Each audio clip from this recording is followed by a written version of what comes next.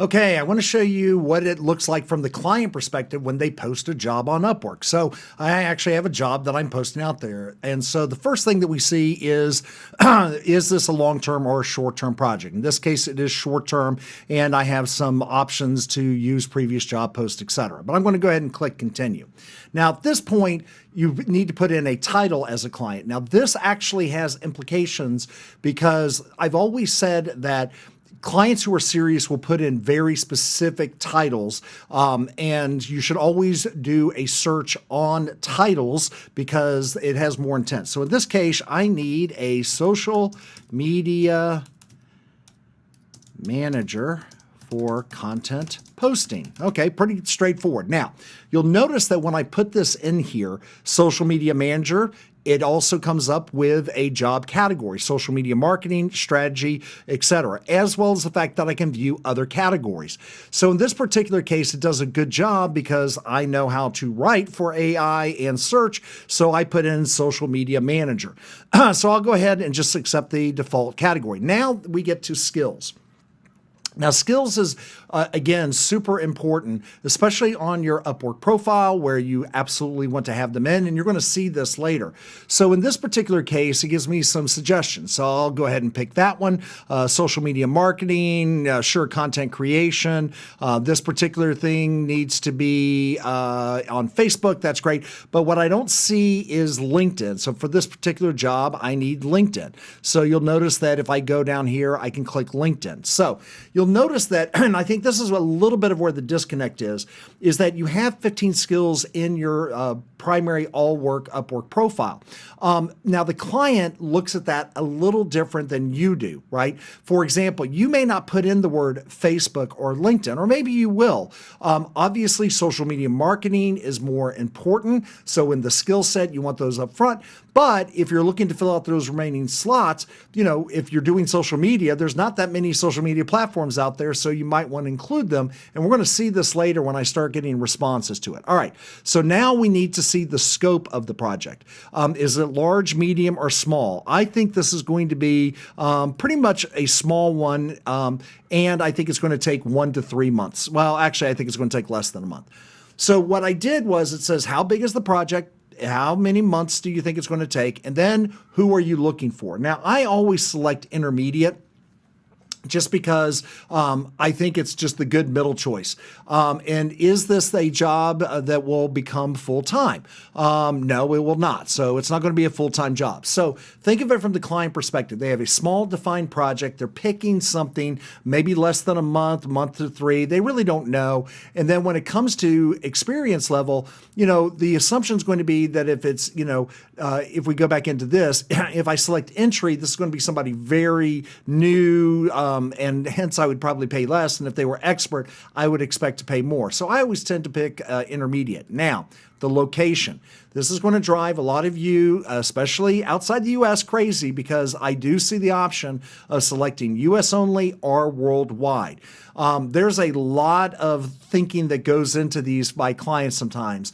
They don't want to work with people that can't speak English properly or that don't understand the nuances of the US market. Sometimes that's why they put them in there. Sometimes they just want to work with somebody that's in the same time zone. I personally have the conflicting thoughts about this, both as a client and as someone who helps freelancers. But in this case, I'm going to go ahead and pick worldwide. And then, of course, I could pick different geographic regions. But again, I'm trying to get through this, so I'm not worried about it. All right, now we come to the thing that drives, I think, everyone crazy and is a personal pet peeve of mine.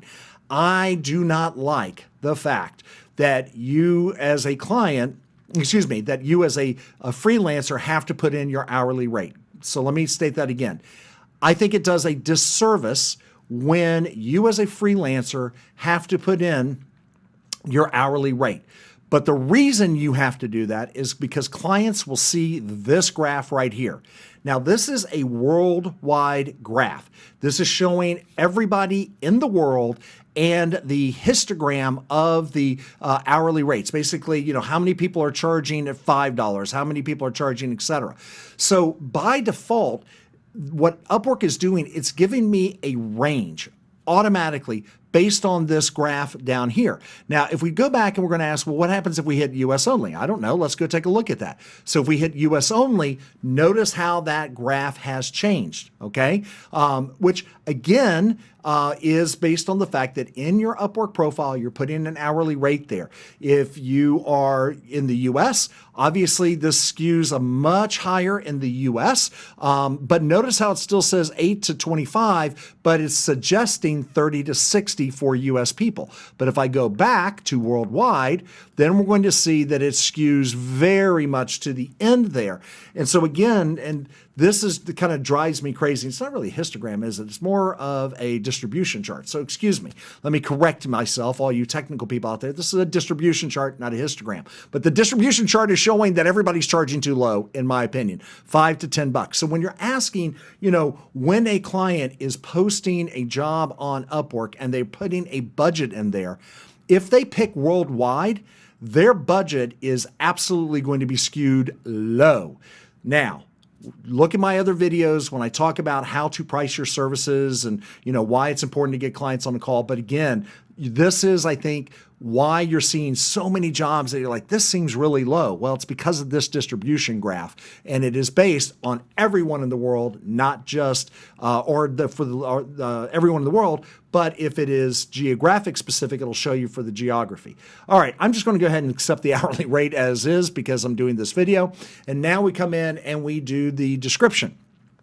In this particular case, I already have the description done, so I'm just going to go ahead and put it in here. And don't worry, I always include don't boost your proposal because I know what it's like to be a freelancer. I don't want you to have to spend extra money, and I guarantee you people will ignore this, guarantee you. And we're going to see when we start getting responses. All right, let's go ahead and review the job post. So social media manager for content posting, careful instructions, got all my details there. I've got its category, my skills. Notice I didn't kind of go crazy on the skills. I think what you generally find, clients just want to pick the most convenient ones, usually the ones suggested. Here's my scope, here's my preference, here's my budget, here's my screening questions, which I don't do. We all know that's kind of BS. Advanced preferences. We could take a look at some of these.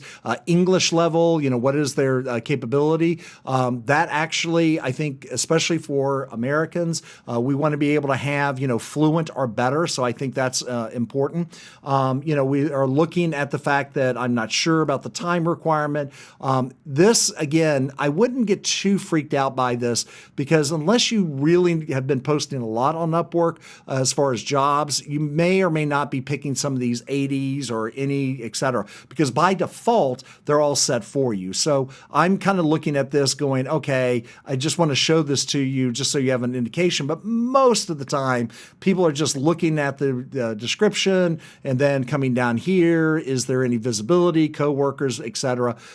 That's really it. Now, invite talent is optional, but some people will go out and actually send their proposals out their jobs out to people they've already worked with, but that's not really the case. All right.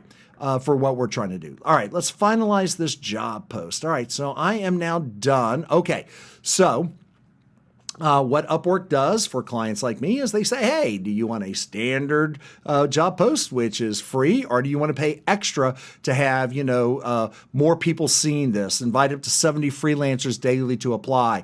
Get featured badge to stand out. So if you ever see that featured badge in job search, realize they spent $30 US to feature this. That usually is a good indication that they are very, very serious about it because at $30, they are obviously going to be paying a lot or they value what they're trying to get accomplished a lot. Hence, they're willing to pay more to get more people to put eyeballs on this. So in this particular case, I'm just going to go ahead and I'm going to post as standard for free. Okay. At this point, my job post is now live. Yay me. So we're going to watch in the next video. I'm going to give this 24 hours. And since you watched to the end, I'm going to let you in on a little secret.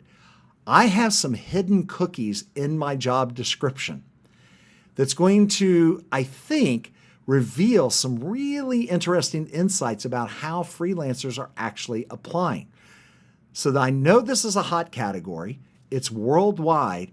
And I'm really curious to see how these little Easter egg cookie things are will come back when people start sending their cover letter proposals to me. All right. One last thing, and I want to cover this off, is that now that I have seen, I posted my job, you will get this list as a client of people to invite. Okay. This is, and I think this is important, this is where when you are getting your invites, I have a feeling most of the invites you get are because of the fact that after I've posted the job, I now see this list of freelancers.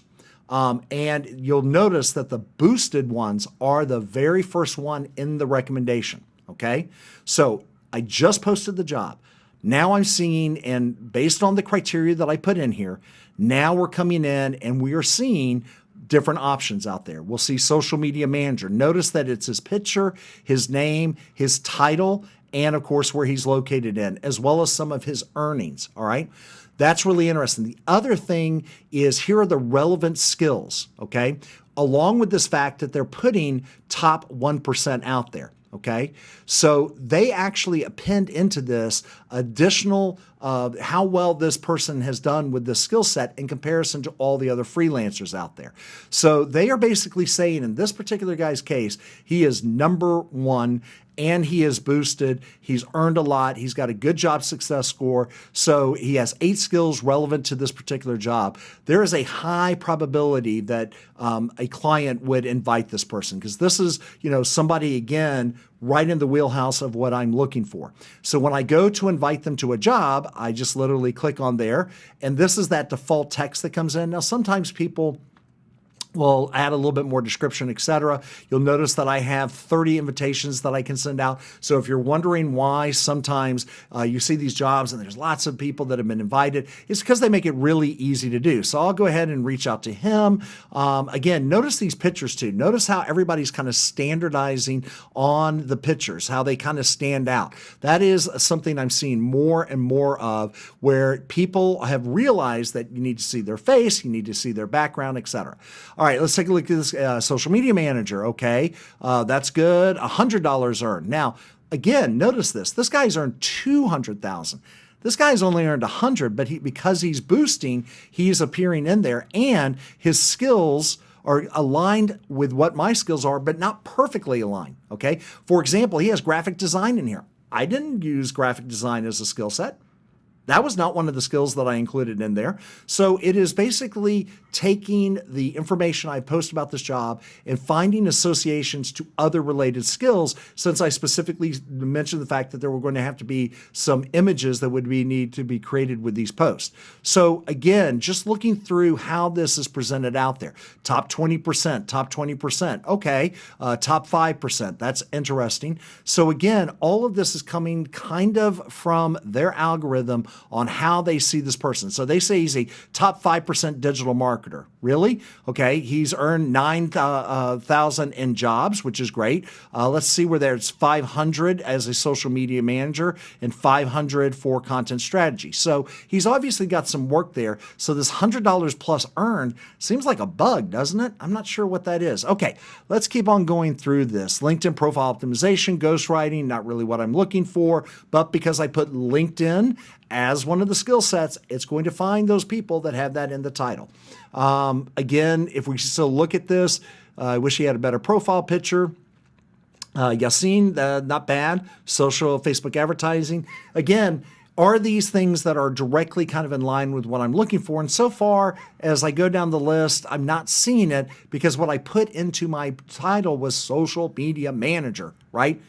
And I'm not surprised that his came up because I was so specific about what I'm looking for, which again, as a freelancer, when we're thinking about title, being specific matters, okay?